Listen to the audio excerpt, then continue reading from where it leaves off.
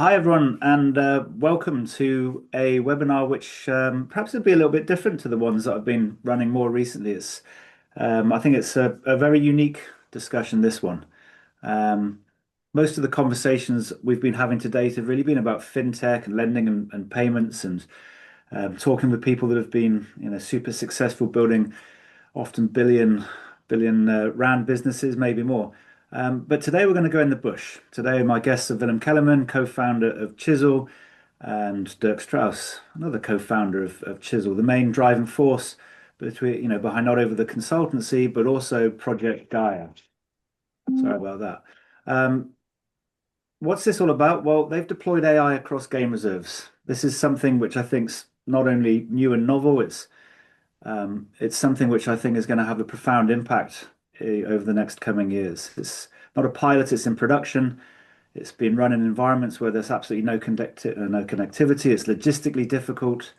I think it's extremely difficult in terms of bringing together the data sets to start the labeling and to do it in a way where the wildlife has got no interest in what's happening and what's going on the technical side of things. So with that, a very warm welcome, Willem and Dirk. Welcome. Thank you, Colin. Thanks, Colin. Now, to kick things off, I think just to put this in perspective, I'm going to do something else I don't normally do. I'm going to play a little video. It's only just 2 minutes for everyone, but I think it will be a bit of an eye-opener just to go and understand what we're going to go and be digging into the details. So I'm just going to hit play now. Just shout or message me if it's not coming through correctly on the volume. Here we go.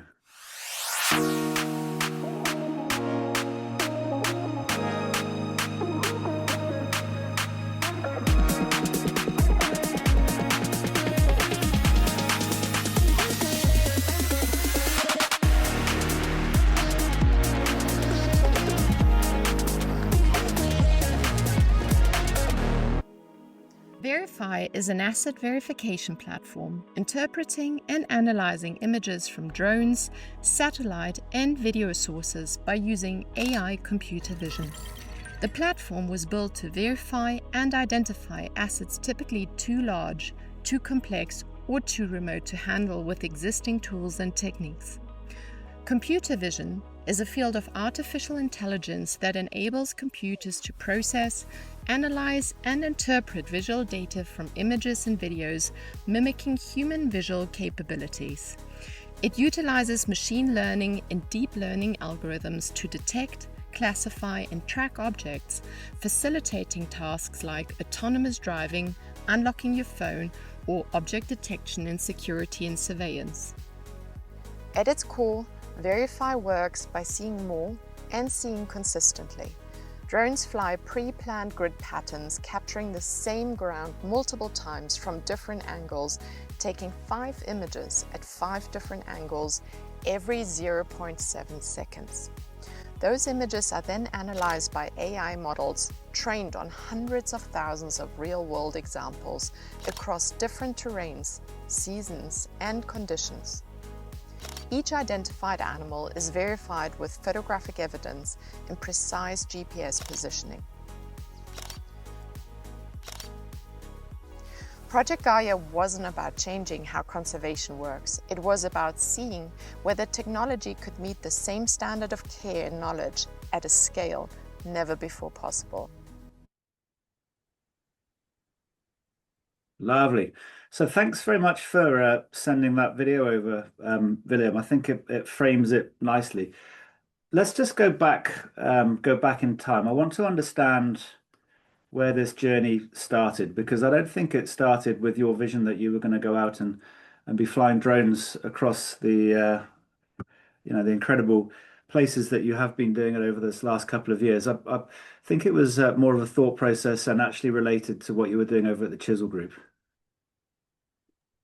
Oh, yeah, thanks, cool. It actually started with another founder of Veriphy called a friend of ours, Jan Danhauser, who came over and said that he would like CHISL to assist in AI verification in agriculture.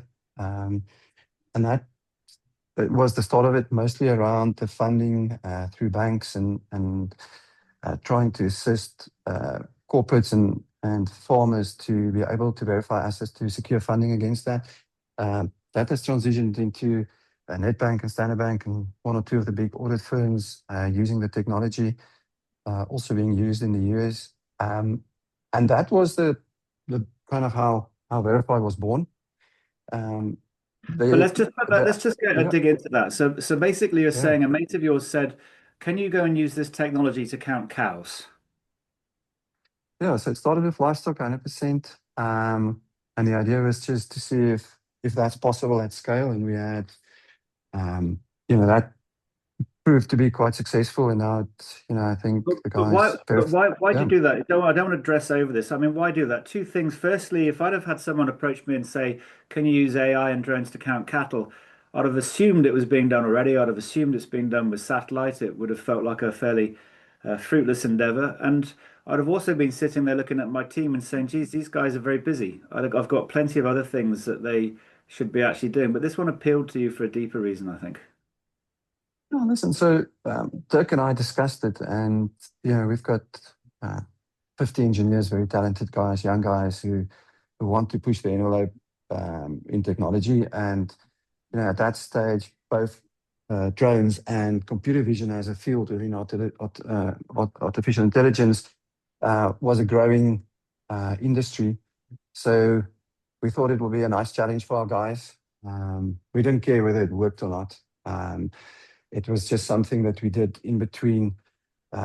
We've got wonderful big corporates that we provide AI and data services to, but there are instances where some of the guys have some time off. And we wanted to kind of like embark on a journey that had no restrictions, where we could, determine the outcome end to end. And we thought it was very challenging. It ticked a couple of boxes that we liked. We enjoyed the agricultural side of it. We enjoyed the fact that there was drones.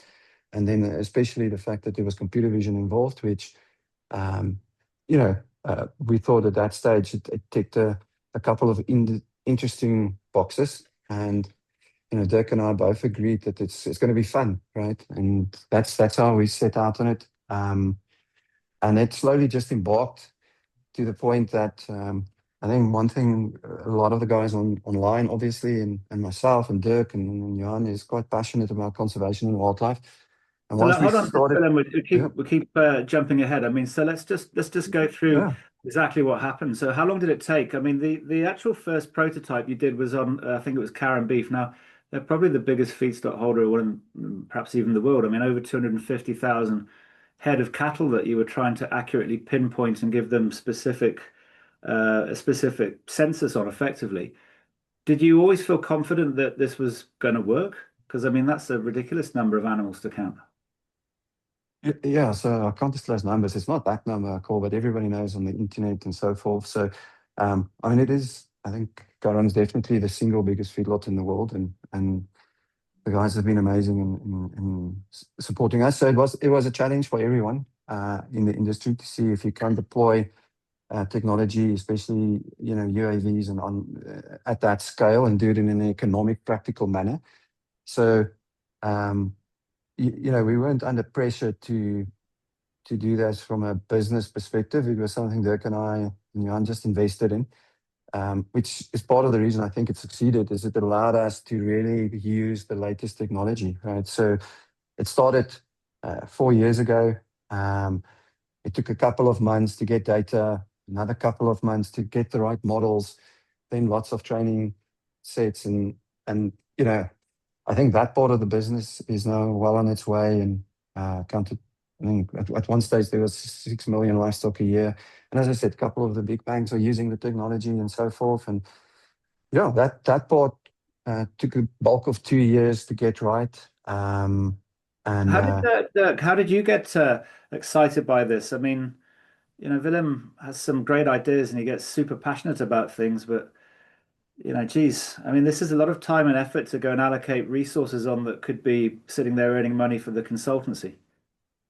Yeah, no, look, Cole, that's a valid point, but we've always wanted to do something that was not just pure consulting, where we kind of use the skills that we developed and that we had in-house to develop something in our own name, practically. So more of a product focus than a service focus. And I mean, this was kind of the probably one of the early ideas that came about, and it picked up a lot of interest internally, and the youngsters were intrigued by the challenge, so they were keen to have a go, and a lot of it actually happened after hours and weekends and downtime. So yeah, it's an ongoing challenge, just balancing the consulting and the product side, but the guys are passionate, and we just make it happen, I guess.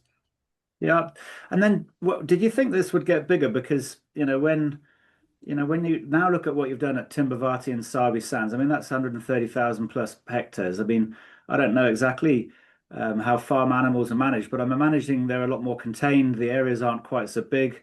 You've got a lot more freedom. You're not having to worry about weather patterns and what the growth situation is. There's no preferences for winter or summer and 1,001 other sort of things that are going through. So at some point, the idea has come up, or someone has approached you to go and consider seeing if you can bring this technology to Sabi Sands, Timbavati, and the bigger game lodges. Now, how did that happen? And I'm interested to know why you said yes, because that's just a different level of complexity. Dirk, I'll give that to you to kick off.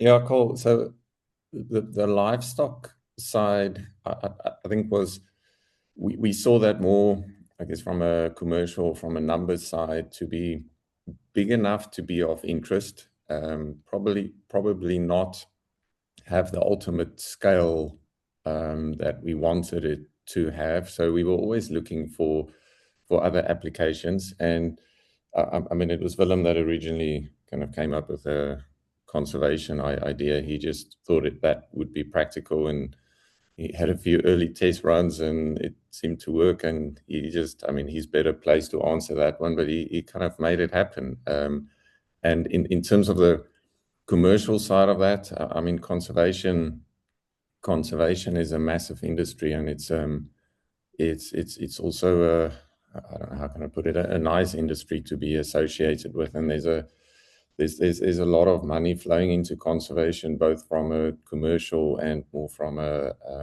CSI, if you can call it that, point of view. So we thought there's definite scale there.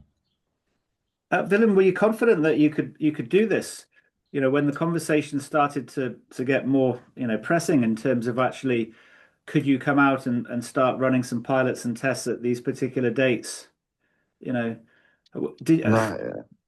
No, no, cool. No. So listen, this was quite a step up from applying the computer vision that we did at that stage. So, as Dirk said, it started off with me just taking image with normal cameras before we got our pilots and our drones involved. And initially the results were terrible because of the fact that the complexity around, we used what lots of guys started off with by just taking images straight down and then training these models. But now you can imagine the complexity involved is the environment, it's the number of species. So it's the fact that these species very seldom are fully visible. So the results were absolutely terrible, to be honest, in the very beginning. And then is this why you can't use satellite imagery? Yeah, it's interesting. Colin, satellite imagery, it's hesitant to ever say you can't use it, but satellite imagery, if you look at it, that the image quality is typically sitting between 15 and 30 GSD, centimeters per pixel size. So the lower the GSD, the better the quality.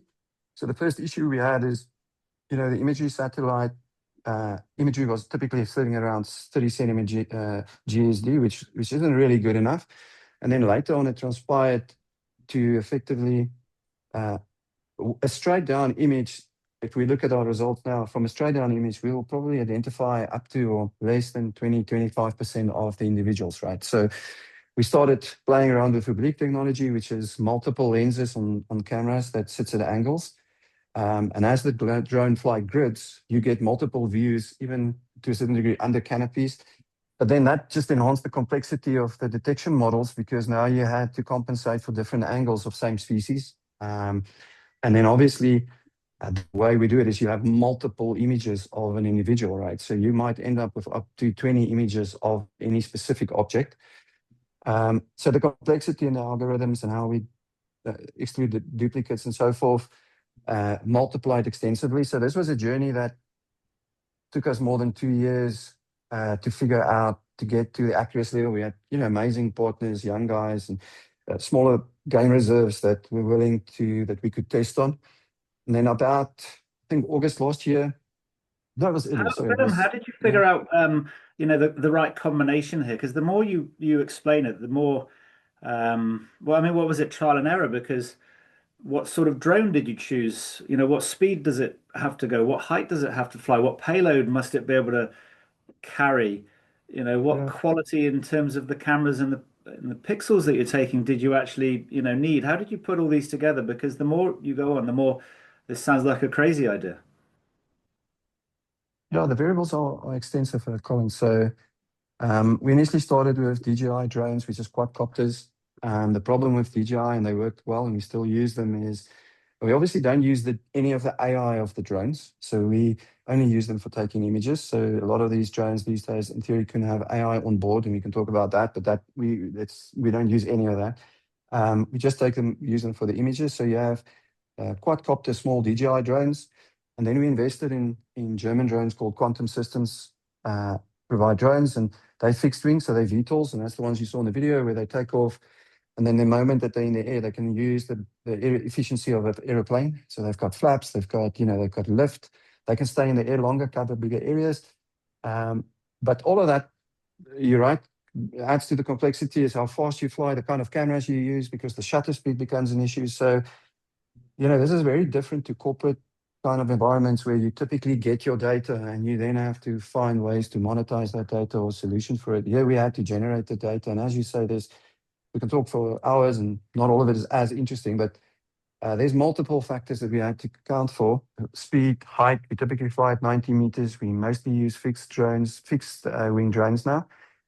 And as I said, took us about 2 years to get the model to the point. I'll never forget, we had I love the way that you just glance over that. It took 2 years to get to the model. At this point, Dirk, you must be pulling your hair out. Maybe that's the wrong thing to say, hey. But nonetheless, because I'm imagining these drones aren't cheap. All the cameras, all the the algorithms and the use of data and processing. I mean, this is proper investment that's going on where there's no obvious return that's coming off the back of it. You've got no contracts laid up. No one said that you're going to get paid to go and do these ambitious projects.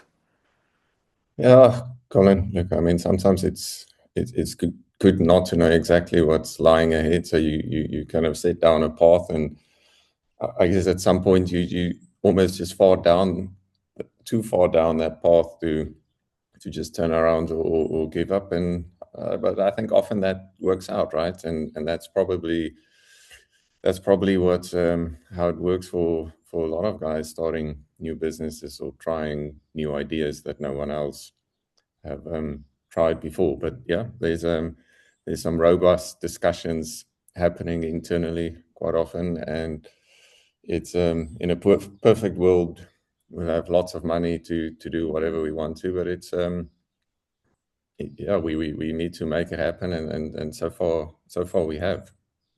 Did you ever, either of you, think about pulling the plug? No, I don't think so. I mean, obviously it comes up in discussion, but it's never been a serious idea, and maybe for the wrong reasons. But no, we've never seriously considered that, or I haven't, and I don't think Willem has. Okay, so Willem, over to you again. I'll let you continue now. So we've skipped forward those 2 years. I know you want to get to the fun bits. Now you've actually started in conversation with Timbavati and Sabi Sands. That wasn't obvious even when they expressed interest that you'll be able to go and do these flights, because there's huge amounts of legislation that you've actually got to adhere to in South Africa. Amazingly, maybe I shouldn't say amazingly, but it's true. It surprised me. I thought it would just be go up, fly, get the results, and present back some magic data. That wasn't the case. No. So, I mean, I do think we have a couple of the guys from Sabi Sands. I forwarded your link to them. I call online. So, if we go back 2 years, we managed to do a big game reserve in for us at that stage, it was big, 7,000 hectares. where the guys use both the traditional methods of helicopters and manual counting as well as ours. And when we sat down with the owner, and he knows a lot around what is on the reserve, so I don't know how many of certain species they had and so forth. And the results was mind-bogglingly good for that at that stage. And the guys were like, "Listen, this really works." And at that stage, I spoke to Dirk and Johan, and we decided that we really want to now try and push it. And I just took a gamble. I think most people know that Sabi Sands and Timbavati and the likes. Actually, all the guys that we started working with, Kwanwe and Karongwe, like lead the charge in conservation and technology. So Sabi Sands is renowned for the technology and the processes that they've implemented. So took a chance, called Willem and Rian, and I was so pleasantly surprised. So typically the guys were like, "Listen, no one's done this at this scale, and how confident are you guys?" Met up with them, and they immediately said, "Listen, they want to give this a shot." It seems that the entire industry thought that this would happen at some point. It's a kind of a logic thing. If you see the involvement of drones and where they're getting used, and if you think about asset verification in large, complex, unknown areas, that's remote. The concept made sense, and we're so kind of liberating dealing with guys like that were so open to it. And all four of the guys that we've been working with has got the same characteristics, and it was just like Willem and Rian said, "Okay, let's do it." And then the dates were set. There was a rude awakening to the extent that Sabi Sands was the first reserve, 45,000 hectares. As you mentioned, massive regulatory, all the drones have to be obviously CAA fully certified, which we did, qualified pilots. It's a massive investment. Again, like Dirk and I was at that stage, I think we did start crying a bit, but that was a proper investment. And then we actually went out and those 5 or 6 days, not anything can prepare you for that, because it's 45 degrees Celsius. We selected 2 of the most windy days up to that point of the year. We had winds of up to 14, 15, 16 meters per second, so 60 k's an hour and upwards. These drones are like 800,000 rand flying around. It was stressful, and there's lots of practical challenges, the least of the actual flying and gathering the data. And then there's big 5, in between. Sometimes you can't, there's a herd of buffalo or elephant nearby, and then you're concerned about the drone coming in. We had massive challenges around data storage. So data storage, we became experts around data storage and the management of large data, because these drones fly and gather more than, we gathered more than 40 terabytes of data, and it doesn't sound a lot, but those drones, when they come into land, you need to get the data off the drone onto a protected, encrypted hard drive in the bush, no electricity. We had NAS systems built in, we had solar power.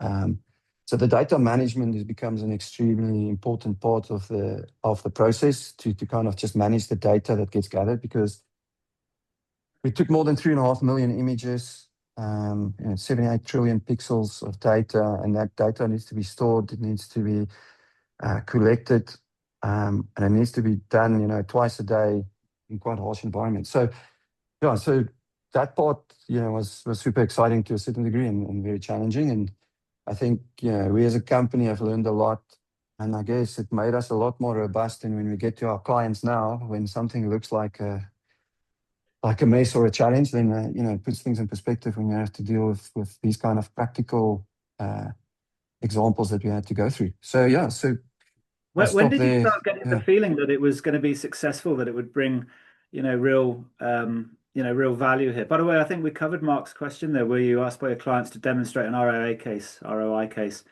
I guess that was the 7,000 hectares which you proved your credentials before going out to Sabi Sands. So, but then you've now flown for 4 or 5 days. You've proved that you can do a grid pattern with these drones, but you're still flying in the dark, I guess, because you've managed to get the data onto these NAS devices, but you haven't been able to analyze it or interpret it or do anything with it.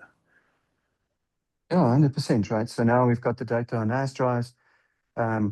But, I mean, the support we had from Sabi Sands is like extraordinary, right? So you see the kind of effort the guys put in to make this work, because a lot of it was also kind of like asking them for help. You need to cross a river, and then that doesn't work, and you had to get the homeowner's approval, because you should not underestimate the administrative piece around flight rights.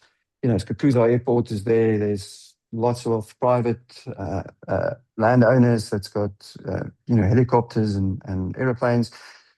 So there was a massive administrative burden around getting the regulatory piece right. And then once we got the data, and we left Sabi Sands, we immediately went to both Timbavati with Almero, and then to Kwandwe with Craig. So before we even started processing this data, we had Timbavati, same, they were part of the founding members of Project Gaia. They were as involved and helpful as Sabi Sands.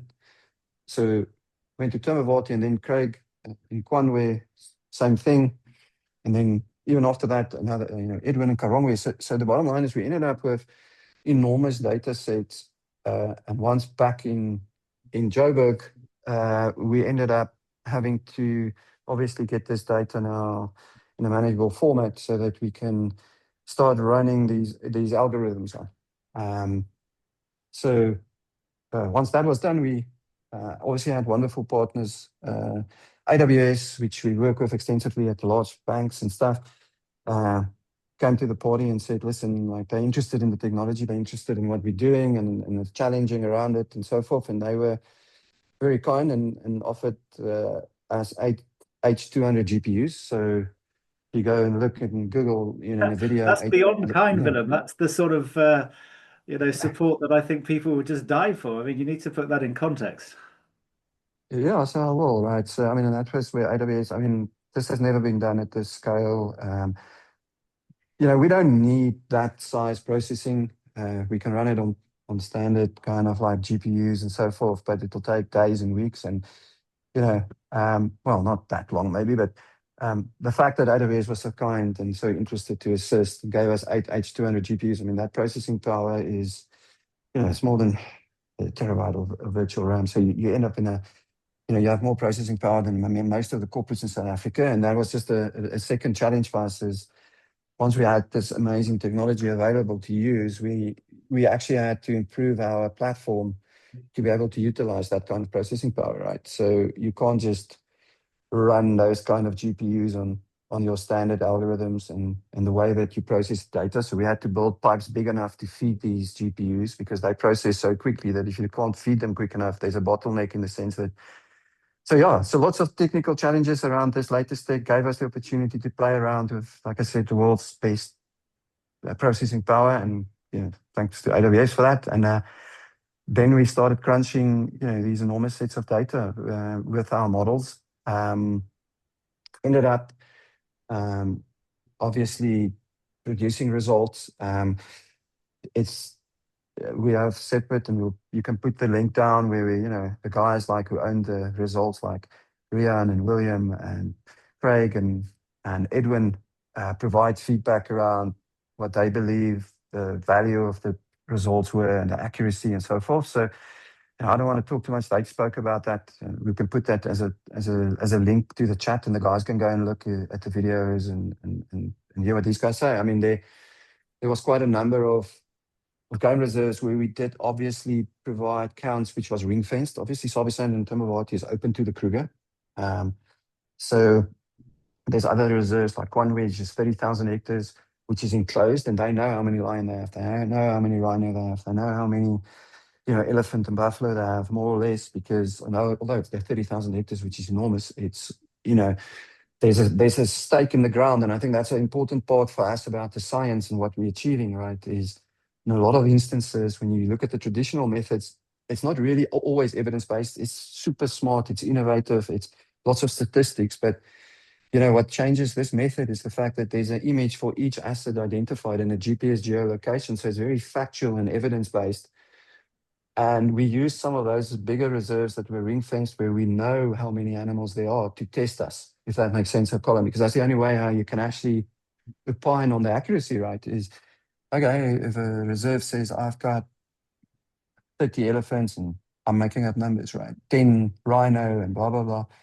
Then in theory, we should be able to produce those results and show pictures and images of each one of those animals or those assets, right? So there's nowhere you can hide in those instances. And, we kind of enjoyed that because it gave us some, stake in the ground, and now we can see how accurate we were. And those results, it was very encouraging. And as I said, we can let the guys and the owners of the results talk about it. So, but, I think the results have proven to be as accurate or more accurate.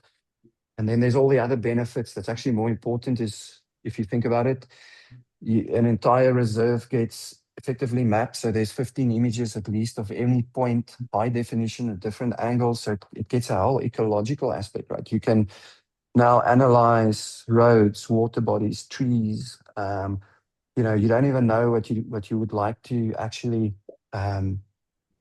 look at. I mean, I was with Willem and we were in Sabi Sands on the weekend, and the guys wanted to start looking at vultures' nests. Suddenly something becomes of interest, and you can go and train these models and go back to the data and rerun it. So, yeah, don't know if that gives you an answer. About how you go and do the training of the models. Yeah, I mean, it's obviously very labor intensive, to be brutally honest. So you need to gather the data, you need to find the species. And remember, this is not just like identifying people, right? You need to identify maybe 50 species of interest, or 30 at least. And for each species, you need to have enough data. So you have to label them. So that data gets labeled effectively, typically by boundary boxes, but there's other methods that you can use and that we did use and played around. But, you get students and young guys and so forth that spend hours and hours labeling it. And then we develop tools that facilitate that so that we can label at scale. Because you don't always have the time to go and do hundreds of thousands of. So, we develop tools that can label, let's say, the model will learn, it'll label. Then, so you have multiple models, kind of like you have the models that does the inference and the detection, and you have models that help you label it. So we started gathering, and labeling large amounts of data that we then trained the models on. And the training is actually, almost more computing intensive than the labeling. So that's where we use the H200s extensively to effectively help us, train these models, because it's the science behind it is actually quite complex, Colin. And that's where, for a computer vision application, with, the likes of Waymo and Tesla and these guys coming up with, the extensive use of computer vision, the platform that we had to build and the models that we had to train was actually, from a scientific perspective for us, one of the fun bits, and the technical, and then to get it to work practically and make everything work was a little bit of a miracle, but it pulled off in the end. And now, we have a platform that can do a lot more than just the verification of the assets or the animals. It's an ecological platform that we can train to do, identify roads and the impact of roads and trees and the impact of elephant on trees. Anyhow, so, it spirals into all kinds of spin-offs. And, before people ask questions, we've got two questions here. Willem and the comment of Daniel, and I'll get to those in a second. I just want to double down on the kind of AI side.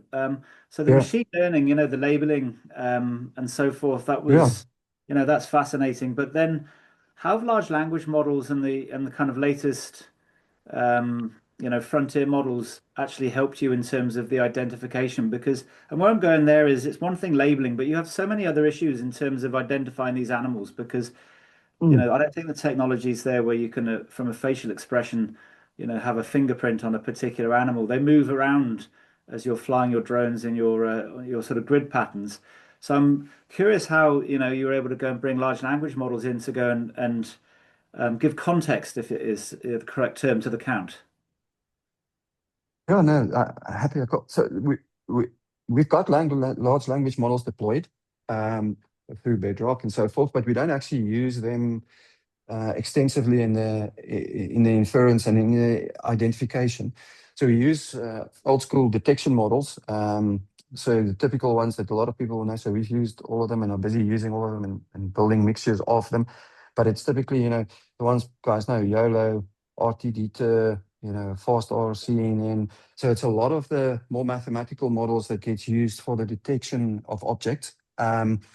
Certain models has certain benefits. You get the transformer models like the DETA and the RT models are real time. They're very good at identifying small objects. Stuff like YOLO is very quick, but it's not necessarily very accurate. So we use stages and different types of these models depending on the use case. We applied them and tested these models quite extensively.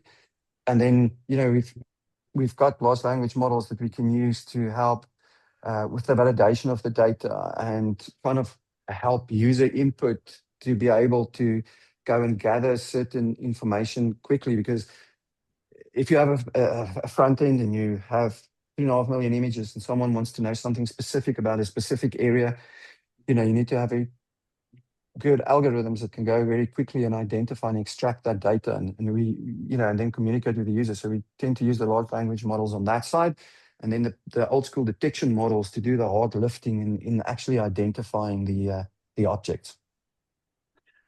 Cool. Dirk, Daniel's question, can the next step be predictive anti-poaching? I told you, Paul, that will be the first question. I did call that one. Yeah, no, there's a lot of interest in that goal. It's we've noticed that I guess both from more on the customer side and just general public, everyone is very interested in that, and for good reason. So we are looking at that predictive anti-poaching.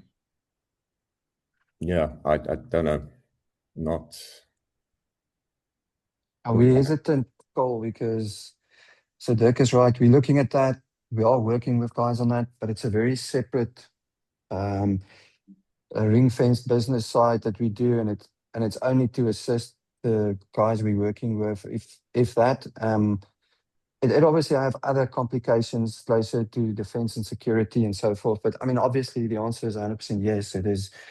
If it can do this well, then you can use it in those instances. But Verify definitely doesn't have that as one of its objectives. And Dirk is quite adamant about that, and so am I. So we use it for the conservation, but yes, there's obviously and for conservation, and if it's needed, then we will look at transferring the technology. But for the moment, we're looking at that in a very separate entity.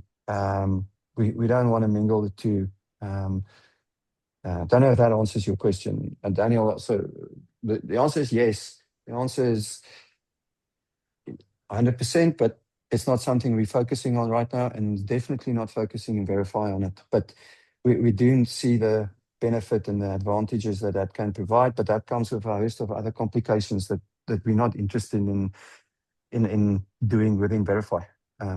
Verify is about conservation and ecological surveys at this stage, and the using of technology to bridge the next frontier in that respect. What do you think, Dirk? Does that more or less answer? I don't know what your thoughts are.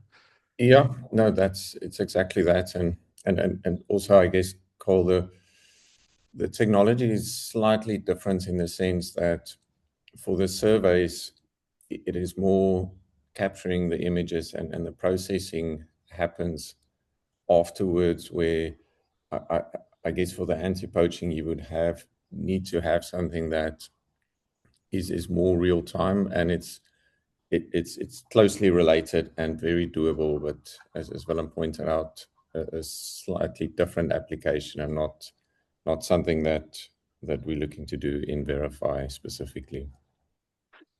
Question from Mark: what is the smallest scale of biodiversity that you could measure, e.g. a frog? Pangolin, okay, no, so yeah, is that Mark? Yeah. So Mark, if you look at we will post a video afterwards, a link to it, you can go and look at that. So typically, we've got bushbuck, steenbok. So definitely the smallest kind of antelopes we can cover. There's the, you know, it kind of depends on what we train, but you need to have enough image quality. So typically the image quality sits between 10 and 20 million pixel images. The problem is they obviously not captured still. They captured it at 70 kilometers an hour. So there's a bit of distortion and, shutter speed and that kind of noise do come in. So they're not, but they're extremely crisp compared to anything else out there. But like, let's think about the smallest antelopes that's out there. We've got the capability to get the image quality good enough that they can be identified. We didn't bother training them initially. It's one of the things we didn't do because a lot of the interest is more in the mass scale grazers, like obviously the number of wildebeest, impala, zebra, rhino, buffalo, and the smaller antelope wasn't a priority, but we've got the capability to go up to that level. If you were to go to, smaller, I know there's always everyone asking about pangolin, and we're actually working with guys to try and see what we can do there. But I think realistically, at the moment at that height to cover enough ground, you look at antelope size. If that answers the question for Mark, cool. Yeah, lovely. So yeah, I've just posted on the group, sort of giving away what I want to ask next. If there are any further questions, ask them soon. You're running out of time. Where does this all go, and particularly in the ecology side of things? So I think what you've done is perhaps a world first. I think it must be one of the most accurate, efficient censuses that's ever been done. I'm glad to hear if anyone can correct me on that, but it's just absolutely remarkable. It also feels like something which is scalable and has application across the rest of the continent. Where do you see all this going, Dirk? Yeah, good call. Look, I mean, I guess the census part of it is where it started, and that's obvious one. As these all the reserve owners, it's like a stock take, I guess, for normal business in a way, right? So that was the obvious one. But as Willem alluded to, it quickly expanded into all the areas outside of just the animals in terms of the ecological surveys, erosion, water, the impact of humans, all of that. So it's still within the conservation space, and obviously tracking and measuring that over time. So more than just a once off or annual count, but basically having more regular surveys done and just track what's happening in the veld.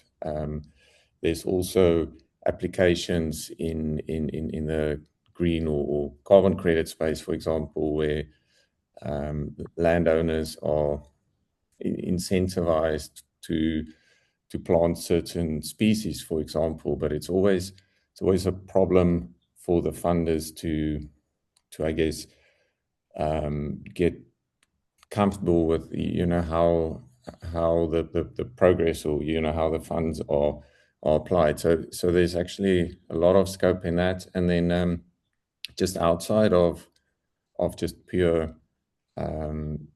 conservation, I guess there's definite scope in financing of assets and maybe more in the agricultural space. And usually the problem is just for the guys doing asset financing is again getting comfort around whether these assets are where they should be, whether they're applied in the way they should be, the condition. So there's quite a few almost tangents that we can go down, but we do see it as a holistic platform offering ultimately, or pretty soon actually, and not just a single annual report, for example.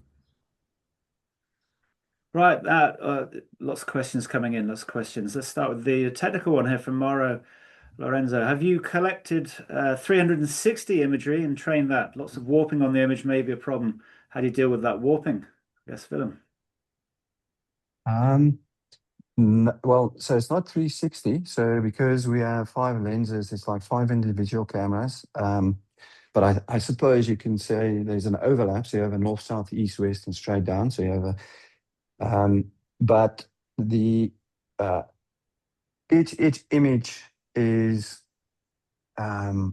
processed as a unique data point. So we don't have warping isn't a problem for us as much as the actual duplication, right? So because if you can imagine, multiple grids, multiple angles, multiple images, there's overlap and so forth. So the bigger concern for us that, when we had to deal with it is kind of like is duplication. And then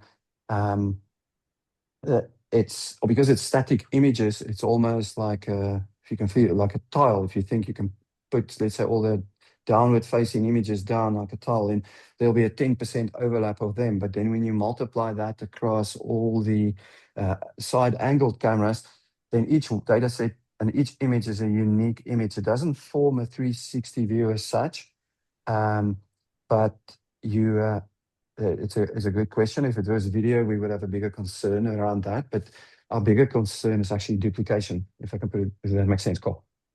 Yeah, lovely. Thanks. For Niall Carroll, what's the quantum of the cost advantage of a Verify census versus traditional manned aerial censuses? And have you got an opinion on the relative accuracy? A core question. Yeah. So we have an opinion on the accuracy. I'll leave that to the guys who did this. And like I said, there's guys who explain on that, and the guys who've used it feel it's more accurate. That's up to them. We're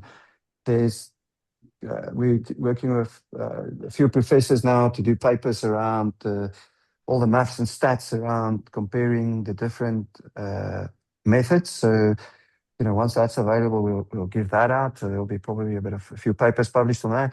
Then the second question around the cost piece, at this stage, we've managed to be at least as cheap or cheaper than the traditional methods. And the biggest reason for that at the moment is because of the massive hike in aviation fuel, along with everyone experiencing that. So that obviously has a big impact on the manned aviation. So the cost is cheaper. So typically, if you benchmark it, depending on size, 6 to 10 rand a hectare that we've been looking at so far, which is competitive or, either the same or cheaper. How much is the helicopter per hectare currently? Or do you not know? Cool. It differs, and it's the same for us, right? It depends on the size, how far is it, and if you had to get there, and so forth. But it can be materially more expensive, or it can be the same. But it's also a function of how accurate do you want to do it. If you fly bigger grids, then obviously if you fly higher, you use a lot less fuel because you do cover a bigger area. But I think the aviation fuel has put has had a dramatic effect on that, and that cost is now upwards between 15 and upwards sometimes. So. Dirk, Edwin's question here, I'm sure you've read it as well. What sort of moats have you guys got in place? They're referring specifically to models getting, cheaper, quicker, faster, more automatable. Are you comfortable with the moats and the head start that you've got in this space with this kind of world first? Yeah, Cole, that's always a good question, and I guess even more so nowadays because, as you know, 2 years ago, the technology and like the development or software side was a moat on its own, and that's to a large extent disappeared with with all the coding tools. But there's a lot more to this than just a platform. There's obviously the platform, which is the core offering, but there's a lot of value in and a challenge in getting the data on the scale that we've done it at. That is not something that can easily be replicated, and also not something that's cheap as we've learned. So someone needs to be quite serious in in doing that. And then obviously it's putting all of it together. And I guess it's like any normal business, right? You need the technology. You always need some elements of data. You need market access. You need to build trust and credibility in the industry, because and especially the conservation industry is maybe not the easiest one just to break into. So at this point, yeah, I mean that's not what's keeping us awake at night. We're fully aware of that, but it hasn't been an easy road for us, and I don't think it will be an easy road for the next person who tries and attempts this. Next question from Matthew Dooley. I like this one. It's so unrelated to the last one. What are the limitations with counting hippos? It's good to go off on some. Well, I think the first limitation is that they can submerge under the water. Like, they're actually very easy to count, to be brutally honest. If you don't need much to be outside of the water for the model to identify it, because the model is obviously 99.999% of what it sees is not water. So when it sees water, it's very easy to identify hippos within it. So the biggest single constraint would be if they were to submerge and are underwater. But that's where you have multiple flights and multiple images of a hippo pool or whatever is there. So yeah, so that's the only constraint on that, to be honest. If if a small piece of that were to be above the water, the chances are very good that the AI will pick it up. So hippos are easy. So, yeah. I think I'll close out with this question then. Where do you see all this going? Are we at the frontier of capabilities in terms of visual AI and the use cases? Or are we at the start? Where do you see all this, going? And that's above and beyond what you're doing potentially across Africa, across millions of hectares in the conservation space. Yeah, I mean, cool. Like the big thing for us is we did this, obviously, we set out not with commercials as much in mind as wanted to advance science and be the first and have fun and really push boundaries with exciting tools and hardware and software. So I think that's achieved, but now, now it's a proper initiative, and the next thing for us is 1 million hectares. So, we want to do 1 million hectares, but it's easy to do 1 million hectares. It's not easy to do 1 million hectares accurately. So it needs to be something proper where, so that's one of our targets. And then the idea is, we're hoping that this can change conservation, and a lot of the guys that work with us, like Sabi Sands and Timbavati, and also like the professors we work with, do feel that this will change conservation. And the idea would be that it'll be for the better, right? So we are hoping that this will lead to more funding. The fact that you can prove, Dirk mentioned carbon credits, green bonds. We're working with some of the best guys in South Africa, or we're certainly meeting with them at the moment around how the platform and the tools can be used to facilitate the unlocking of funding, giving foreign investors comfort around how these reserves are managed and how they, the funds are getting put to good use by independent, evidence-based results. So we see a big area in that in conservation, and then the whole ecological aspect of having a management tool that can allow you to not only understand and manage the wildlife, but also the ecological aspect, so fauna and flora.